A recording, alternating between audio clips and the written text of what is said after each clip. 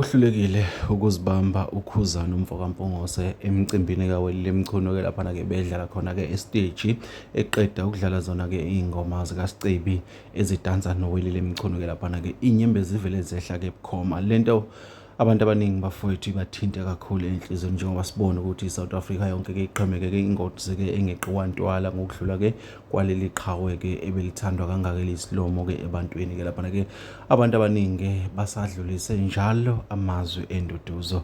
Bafowethu ngicela nje ukunibingelela la kwisiqiniseko SM baqala ukusijona kuleli khasi. Ngicela bafowethu bacindezele button ka-subscribe-ke baphinde ba-like lama video esinenzela wona. Webafowethu-ke abaculi-ke bakamaskandi nabaculi abaningi abahlukahlukene-ke sibala kulowa mcimbi-ke kaWelile Mchunu-ke laphana-ke benze okuhlukile okungajwayelekile, bonke bengena bekhombisa ukuhlonipha uSicebi laphana-ke umfowabo Dlamini-ke laphana-ke inkosi yamagcokama-ke laphana-ke badlale izingoma zabo. Singabala oJumbo, sibalo Njabula, abantu abatheme befika bamhlonipha, sibalo uKhuzana uMfokampongose.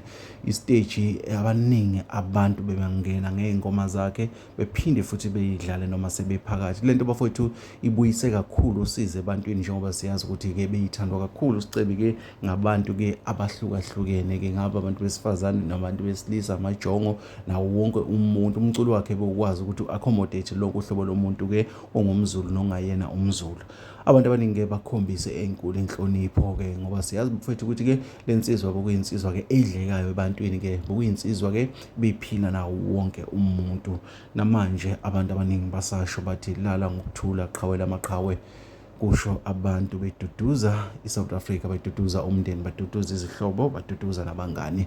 Kodwa kwenziwa uKhuzana uMfokampongose kuthusa abantu abaningi-ke laphana-ke. Sikhumbule uKhuzana-ke kungomunye wabantu-ke abafike qathatha esigamekweni-ke laphana-ke emva kokuthola umbiko, waphinda futhi wafika emcimbini kaWelile Mchunu wadlala iy'ngoma zakhe uSicebi la khona-ke ukuze kwehla khona iy'nyembezi kuMfokakhuba. Bafowethu kunzima, kuhlungu, kodwa-ke uNkulunkulu bathi uyazi. Asazi bafowethu-ke ngicela siphinde sidibane kwezinye-ke engizokutholela zona noma-ke engizokufakela zona kulona-ke leli khasi lakho-ke elihamba phambili. Bafowethu ngithi nje imini iniphathe kahle.